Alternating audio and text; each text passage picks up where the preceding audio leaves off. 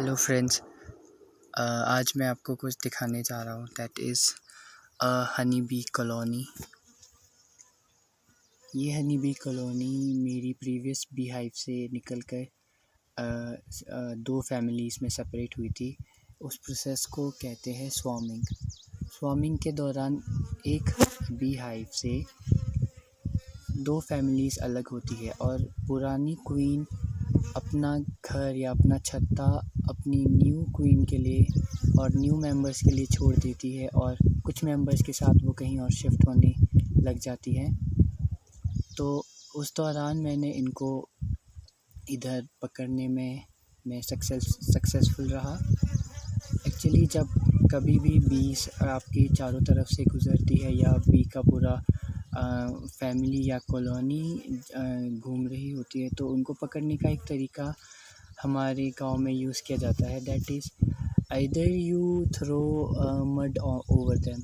आप काफ़ी सारा कीचड़ लेकर के उनके ऊपर थ्रो कीजिए या फिर पानी को भी उछाल कर उनके ऊपर थ्रो किया जा सकता है। इससे क्या होता है कि बीज कुछ कहीं जगह पे लैंड के ऊपर वो बैठ जाती है।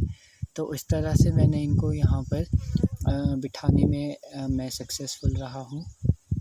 देखिए ये पूरा एक हनी बी हाइव यहाँ पे अब बन जाएगा, लेकिन मैं इनको शाम को एक दूसरे बी हाइव में शिफ्ट करूँगा। लेकिन ये एक बहुत ही कॉम्प्लेक्स प्रोसेस है बिकॉज़ हनी बीज़ अगर आपको काट ले तो बहुत ही ज़्यादा पेनफुल वो पार्ट हो जाएगा जहाँ पे आपको इन्होंने बाइट किया है, स्टिंग किया है।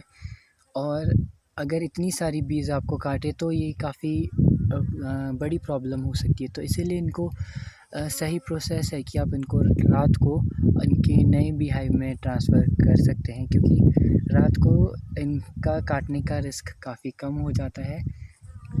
सिर्फ सेफ्टी मेजर्स के लिए इनको रात को ही शिफ्ट करना सही होता है ऐसे ओपन एरिया से। तो और यहाँ पर से इनको निकालना भी ज़रूरी है बिकॉज़ ऐसे ओपन प्लेसेस में इनको काफ़ी सारे वास्प अटैक करते हैं जो कि इनकी फैमिली के लिए बहुत ही प्रॉब्लम क्रिएट कर सकते हैं। तो मैं आपको एक थोड़ा सा क्लियर व्यू दिखाता हूँ हनी बीज़ का।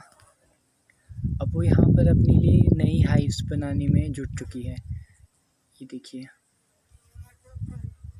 नए कॉम्ब बनाने में जुट चुकी हैं सारी बीज़।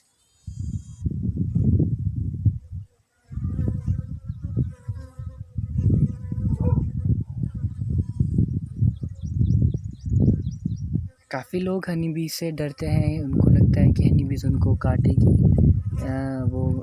क्योंकि डरना तो ज़रूरी है, डरना भी चाहिए, लेकिन डर इतना ज़्यादा भी नहीं होना चाहिए। लेकिन अगर आप सब चीज़ों को अच्छे से डील करना जानते हो, अच्छे से आपको एक्सपीरियंस है, उनको डील करना आता है चीज़ों को, तो आप किसी भी बड़ी से बड़ी प्रॉब्लम का सामना कर सकते हैं। लेकिन ये तो फिर भी बेचारी सी हनी बीज़ है।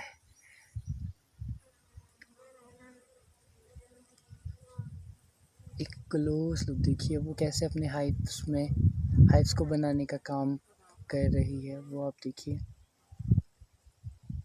और हनी बीज़ के हाइव्स का हनी बीज़ के जो कॉम्ब होते हैं उनका एक बहुत ही अच्छा कैरेक्टरिस्टिक फीचर है कि उनके जो कॉम्ब बनते हैं they are in the hexagonal shape.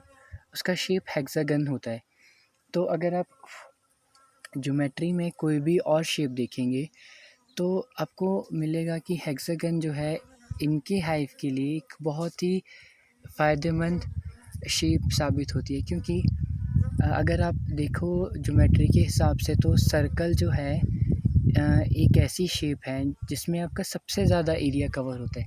लेकिन अगर इनकी जो हाइव्स है वो हेक्सागन के अलावा अगर वो सर्कुलर हुई तो क्या होगा कि सर्कल के बीच में कुछ गैप बच जाएगा, लेकिन इनको वो गैप भी फिल करना होता है। तो इसीलिए उसकी जो हाइव्स है वो हेक्सागन शेप में होती है। इसकी वजह से उनको मैक्सिमम एरिया मिल जाता है अपनी हनी के लिए, अपने हनी को स्टोर करने के लिए और लार्वास को स्टोर करने के लिए।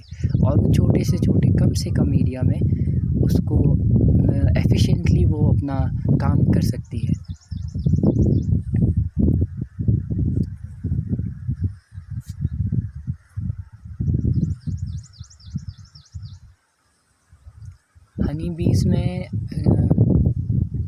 और काफ़ी सारी इंटरेस्टिंग बातें हैं क्योंकि इसमें कास्ट डिविज़न्स होते हैं। इसमें एक क्वीन होती है, फिर वर्कर होते हैं और ड्रोन्स होते हैं।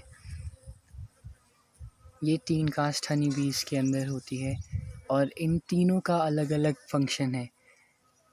क्वीन का काम होता है कि वो पूरी हनी बीज़ को हनी वो बर्थ देगी